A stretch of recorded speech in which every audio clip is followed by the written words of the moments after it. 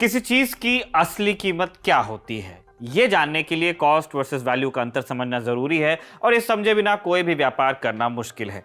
विक्रेता के लिए कॉस्ट का अर्थ है किसी सामान या सर्विस को प्रोवाइड करने में उसका जितना माल खर्च हुआ, जितना वक्त खर्च हुआ, उसकी वैल्यू।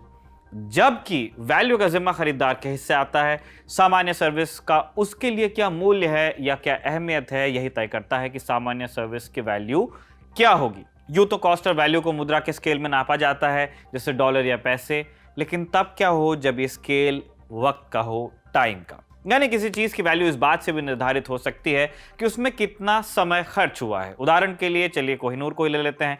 105.6 कैरेट का हीरा जो अब ब्रिटिश क्राउन के पास है। पैसों में कोहिनूर की कीमत तय नहीं की जा सकती, क्योंकि ना किसी ने इसे कभी खरीदा ना बेचा। तो इसकी कीमत तय होगी वर्षों में। अंग्रेजों के लिए यह कीमत है 200 साल, क्योंकि लगभग इतने ही साल उन्होंने भारत पर राज किया। भारत के लिए इसका मूल्य क्या है, ये जानने के लिए हमें जाना होगा इतिहास में। नमस्कार, मेरा नाम है निखिल और आप देख रहे हैं तारीख, जिसमें हम सुनाते हैं उस तारीख से जुड़ी भारत की ऐतिहासिक कहानियां।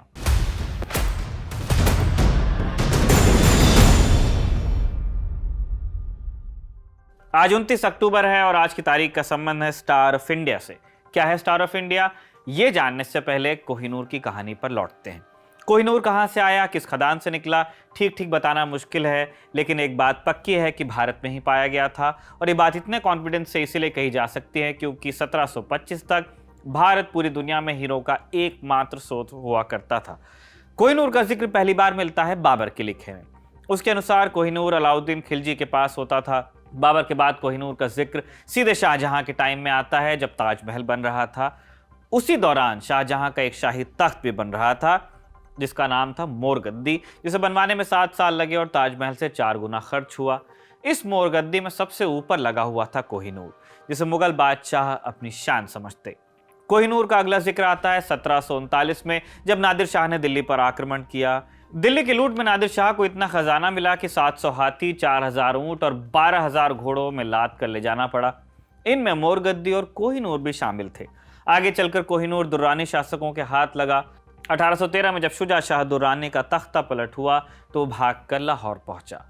तब लाहौर पर सिख महाराजा रणजीत सिंह का राज होता था। लाहौर पहुंचकर दुर्रानी ने उनसे शरण मांगी और बदले में कोहिनूर भेंट किया।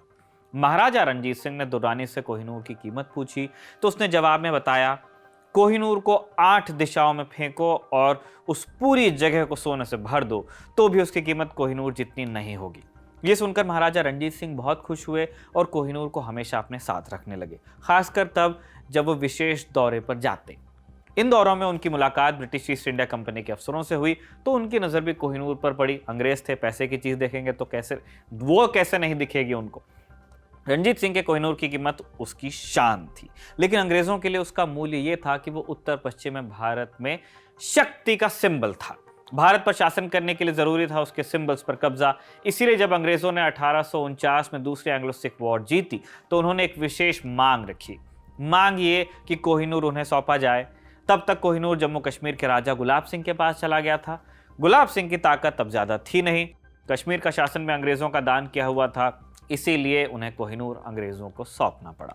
इसके बाद ब्रिटेन ले जाकर कोहिनूर महारानी विक्टोरिया के आगे पेश किया गया। विक्टोरिया ने कोहिनूर की एक प्रदर्शनी आयोजित की, लेकिन ठीक से पॉलिशिंग ना होने के कारण किसी को कोहिनूर में कुछ खास दिखा नहीं लगा नहीं। तब कोहिनूर की कटिंग की गई और वो 185 से 105 कैरेट का रह गया। आगे जाकर ये ब्रिटेन की महारानी के मुकुट में जुड़ा।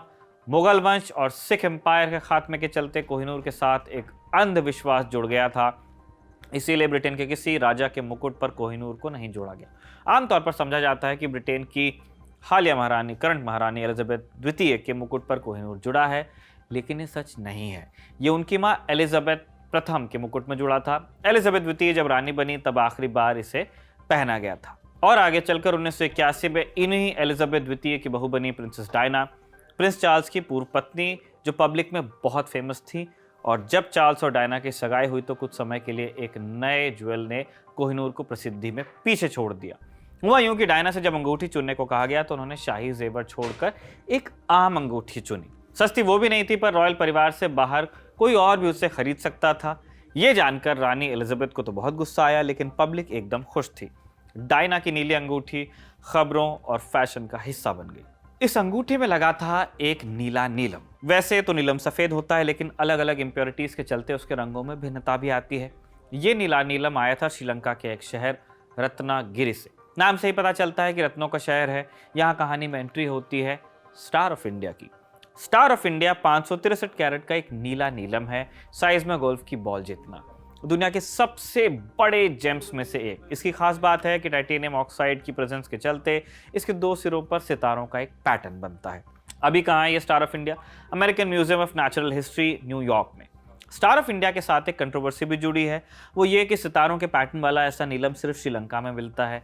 फिर इसका नाम स्टार ऑफ इंडिया क्यों है? इतिहास के हिसाब से स्टार ऑफ इंडिया की कहानी शुरू होती है सन 1900 में।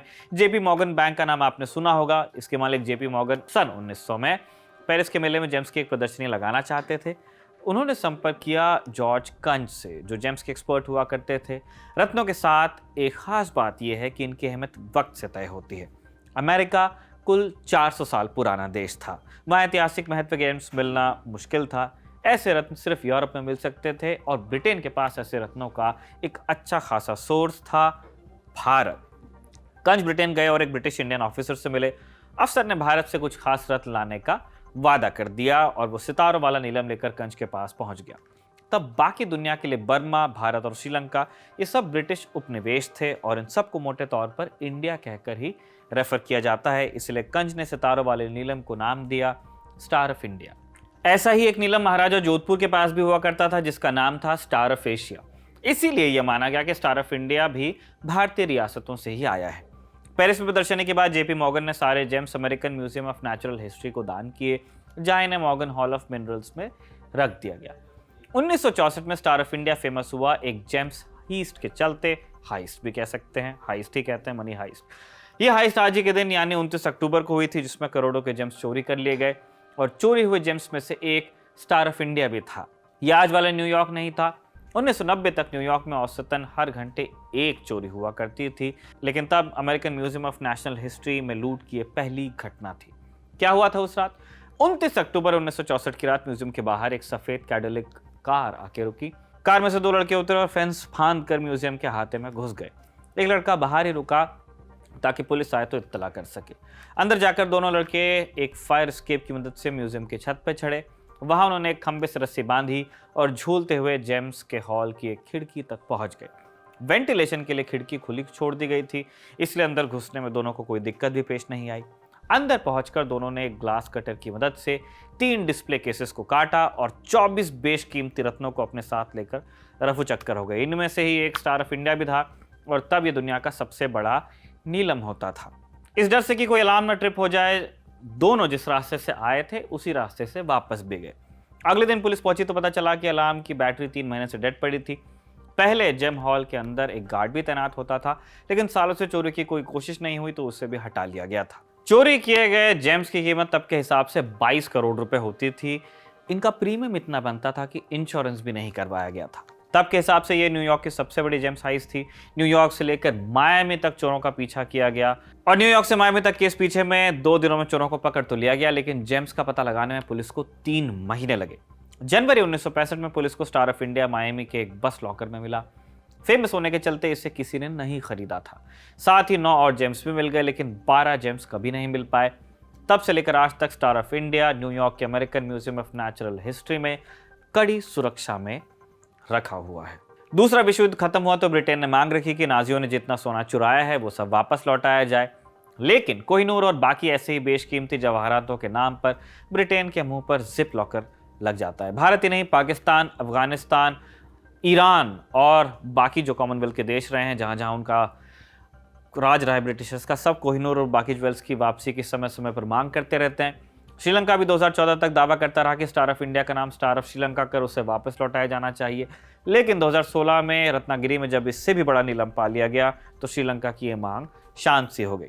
नया नीलम 1400 कैरेट का था, उसका नाम रखा गया स्टार ऑफ एडम। इसके अलावा 2021 की जनवरी में रत्नागिरी में एक घर के पीछे स्टार नीलम का एक क्लस्टर मिला जिसका वजन 510 किलो या 25 लाख कैरेट है। इसकी कुल कीमत 750 करोड़ के लगभग आंकी गई है। भारत में नीलम कम ही पाया जाता है, खासकर स्टार पैटर्न वाला, इसलिए कोहिनूर के साथ स्टार ऑफ इंडिया ही मिल जाए तो अपन संतुष्ट हो लेंगे। आज के लिए इतना ही। तारीख के इस एपिसोड को लिखा था हमारे साथी कमल ने और कैमरा पर रिकॉर्ड किया था हमारे साथी दीपक ने। देखते रहिए दिल ऑन टॉप।